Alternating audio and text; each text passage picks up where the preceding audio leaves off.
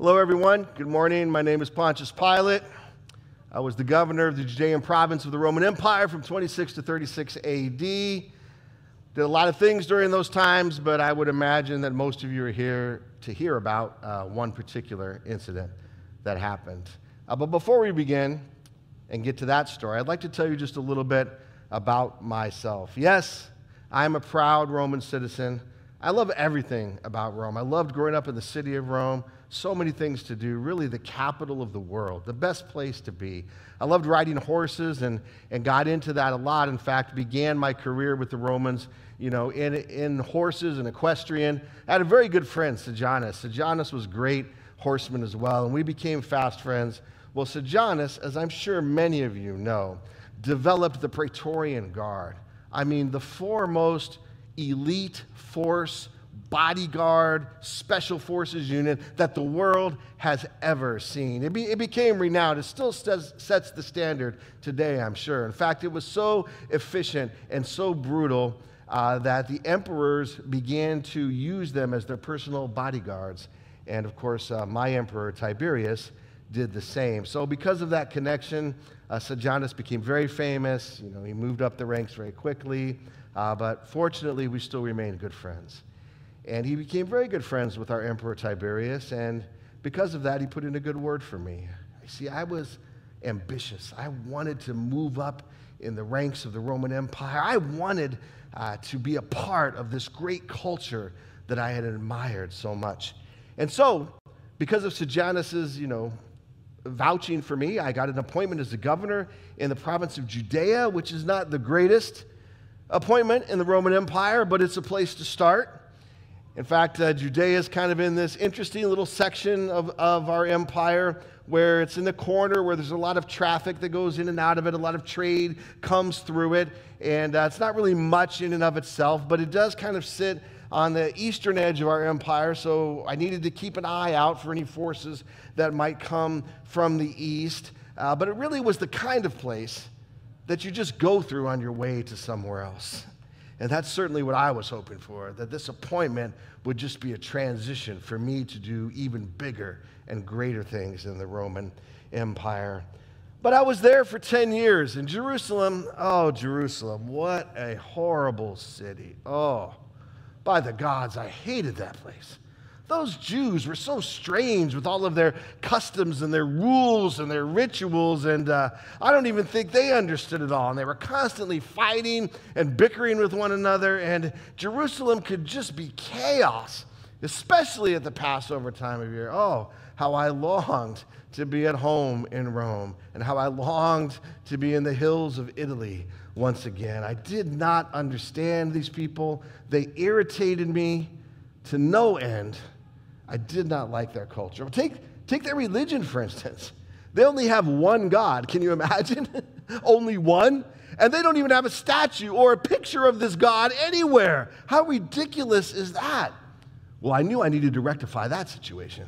So I brought in images of our great Roman gods and our emperors who took the title, the Son of God, were as gods to us as well. And I began to put their images all throughout the city, and I even stamped the image of our beloved Emperor Tiberius on their money to remind them who was in charge, but also to bring a little culture to this place.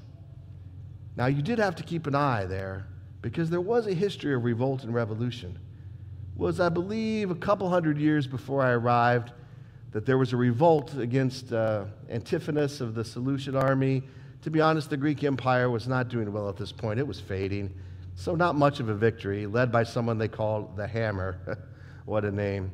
But those Jews, they're stubborn, and they're a little bit feisty when it comes to rebellion and revolt. In fact, shortly before I came, there was this guy named Herod, and he made a deal with Rome. He petitioned them to get some financing and some weapons, and he was going to fight off the Parthians. Now, the Parthians were becoming a big threat. But wouldn't you know it, Herod and his band of brothers were successful in holding off the Parthians from the Roman Empire. And our emperor was very grateful. He allowed Herod to take the title King of the Jews. But of course, to us Romans, we knew it was a fake title, that he was a puppet ruler, that there was really no such king of the Jews, for we only have one king, and that is Caesar himself. That Herod was a bit of a wild man, a bit of a brute. Reports came to us that he ordered the slaughter of every male child 2 years and under. Anyhow, he didn't last long. His son came into power, and it was his son Herod that was there when I arrived. But again, I'm sure you've not come here today to hear about all of the aqueducts that I built in the city of Jerusalem, have you? You are here because of the incident, what I like to call the curious case of the man from Nazareth. Well, of course, I remember the night like it was yesterday. I was having a hard time sleeping, as I normally did. I don't think I got more than 2 or 3 hours of sleep each night the whole time I was in that city of Jerusalem. So I was up late, and I was going over my notes and my diaries.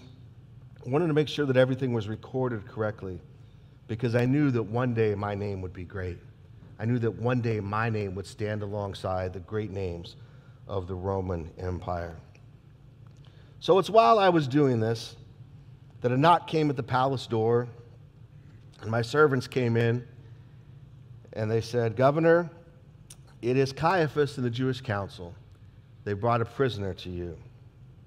And of course, it was not something that I wanted to deal with, let alone in the middle of the night. So I said, "All right, show them in." And my servant said, "Well, they refused to come inside the palace." "Why?" I said.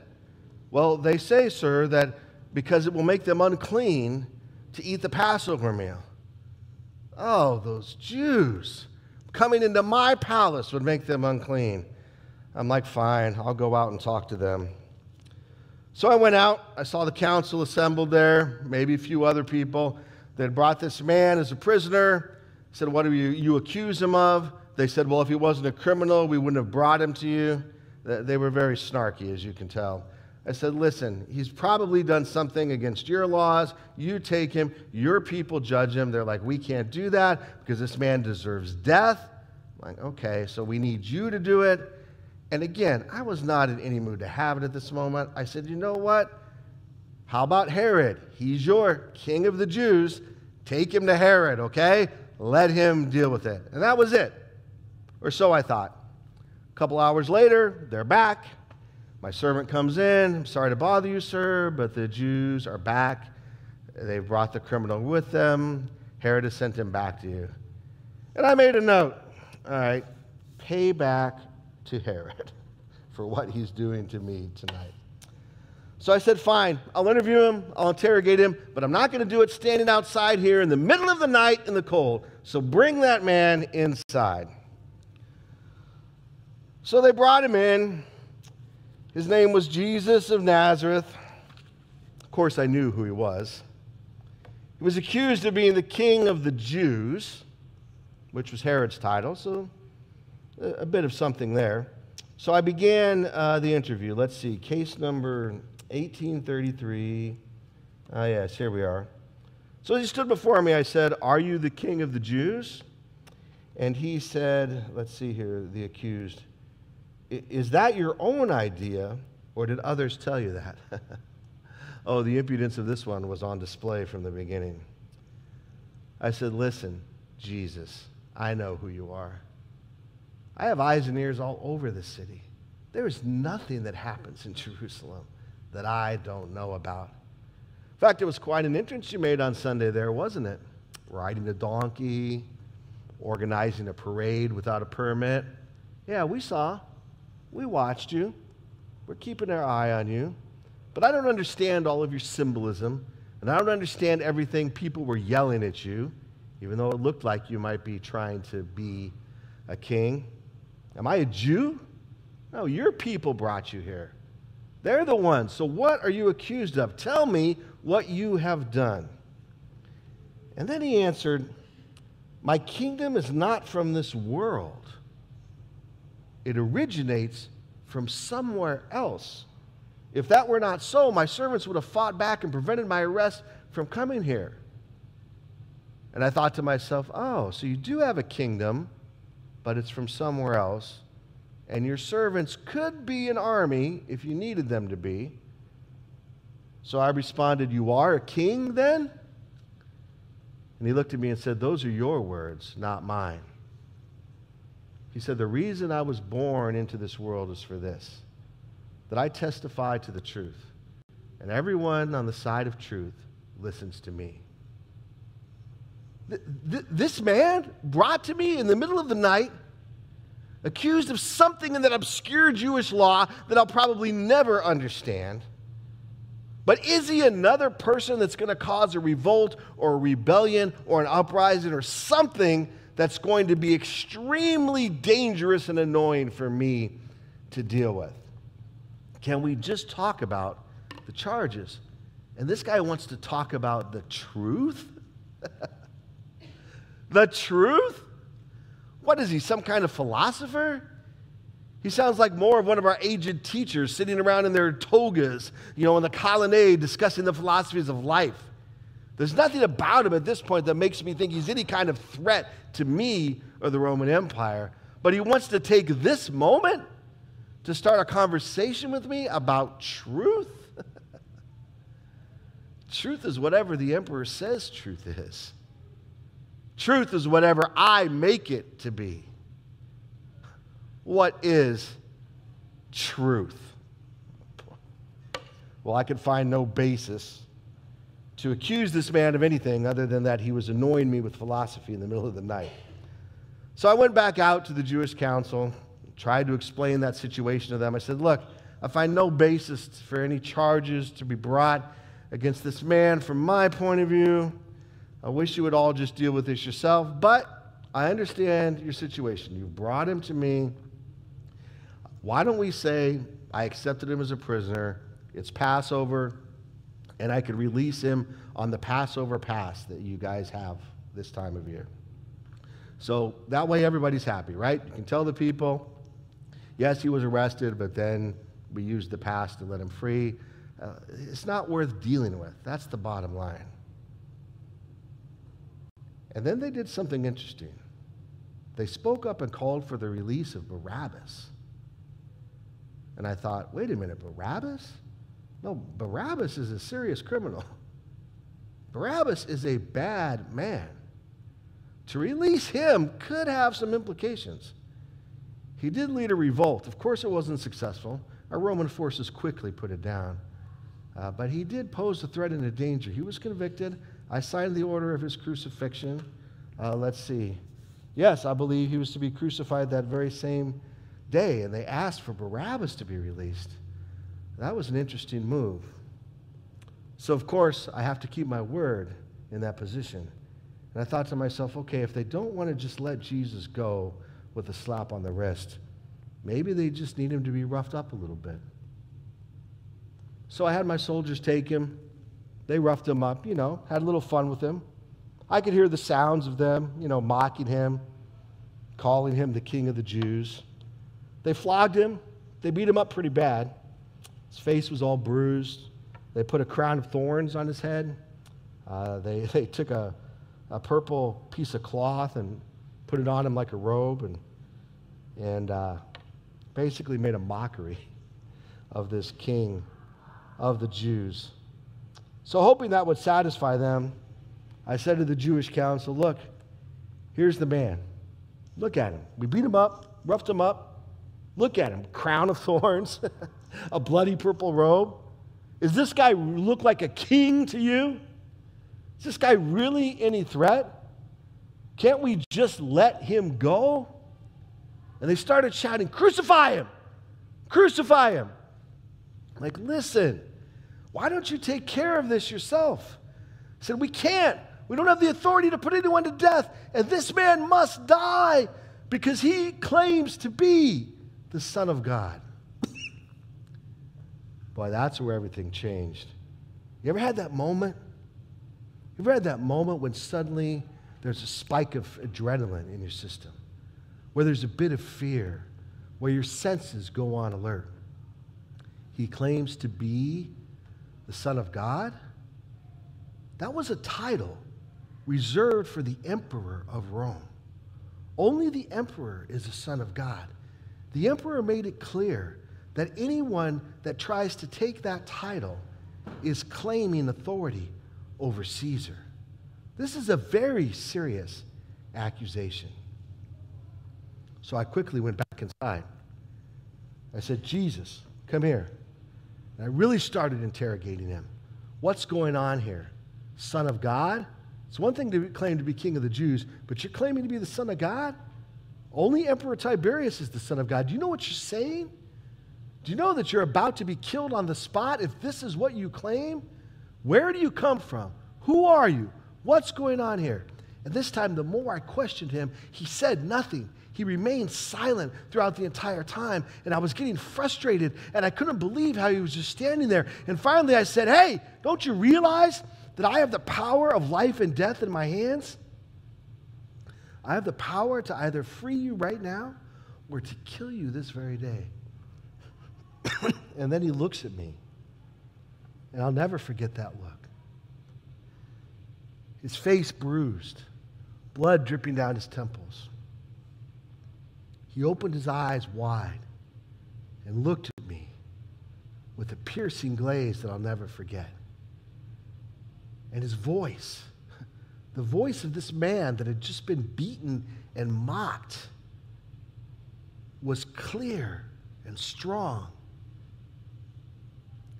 He said to me, you have no authority over me, no power except that which is given to you from above.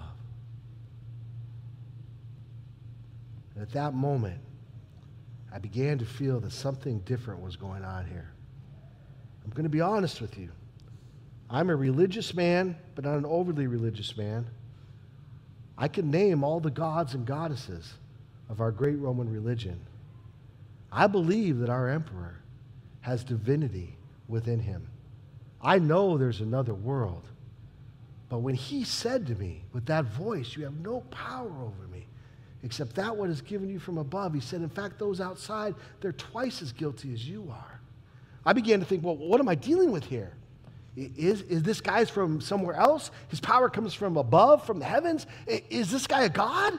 I mean, could it be that those stories of his magic powers were true? I mean, could I really be involved in something here that was supernatural, that was beyond our human affairs? Well, to top it off while I'm having these thoughts, my wife's servant comes in with a note from her. And you know what she said? I've had dreams about this man. I'm like, what? I didn't even tell her about this man. She said, I've had dreams and nightmares and I'm suffered because of them. He's innocent and you need to let him go. Well, now I was really spooked. I'm like, I don't know what's going on here. I don't know what's happening to this man, but I need to get rid of him. I need to get him out of here. I don't want anything to do with this man. So I come out, I'm thinking of all of my arguments, all of the ways I can work this. How can I convince this Jewish council? How can I convince Caiaphas to let this man go? I don't want to have anything to do with them.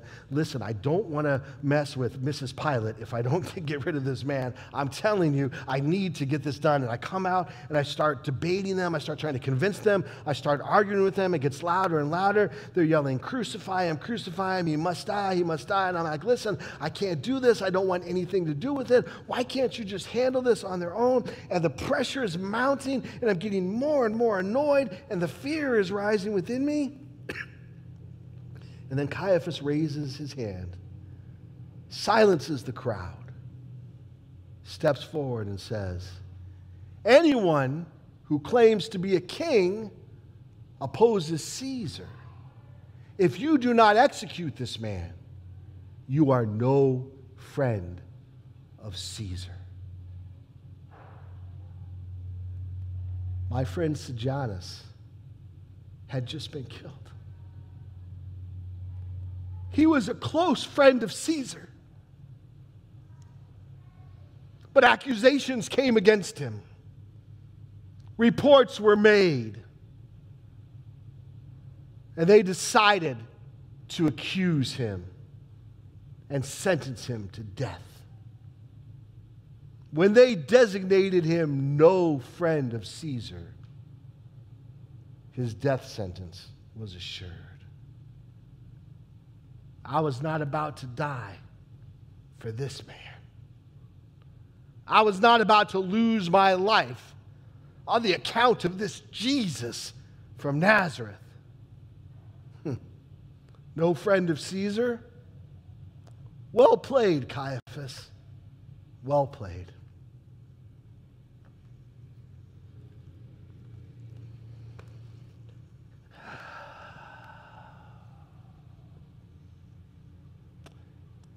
I'm ready to execute my judgment.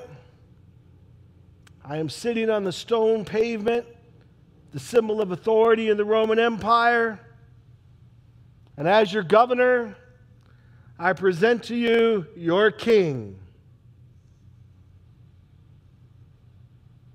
And the crowd, which had groaned, yelled, "Crucify him! Crucify him!" And I said, "Shall I crucify your king?" And the people responded with one voice, "We have no king but Caesar." It was settled. I sentenced Jesus from Nazareth to be crucified that very day. Wow. I never thought I'd hear those words from the lips of any Jewish person. We have no king but Caesar? Wow. That was something. But they did their job. They backed me into a corner. They used the Roman legal system in their favor. And in the end, I made the only choice that I could make. I sentenced this man to be crucified on a cross. But then, it was strange. That day, that very day, we had some crucifixions. We got him on the docket. We had him taken out with some others to be crucified. And there was an earthquake that day in Jerusalem. Very strange coincidence. And then some of the soldiers at the crucifixion, they gave strange reports of things that happened. And then, on top of that, I got some reports that there was a conspiracy theory about that some of his followers were going to go to the tomb and they were going to steal his body. And I thought, well, if there's anything worse than a rebel leader, it's a martyr. So I'm like, yeah, we better guard that tomb. I sent a Roman guard. We sealed the tomb. And this is almost incredible to believe. I hesitate to say it. I could barely write it down in my report. That Roman guard abandoned its post. That never happens under my watch. And sure enough, the seal was broken, the tomb was empty, and his body was gone. And it only took a few days before reports began to circulate throughout the city of Jerusalem that people had seen Jesus alive, that he had risen from the dead. What do you make of that? The strangest case I've ever seen. On one hand, this was just another case number, one of thousands of people that I sentenced to be crucified. On the other hand, there's something about this man that haunts me to this very day.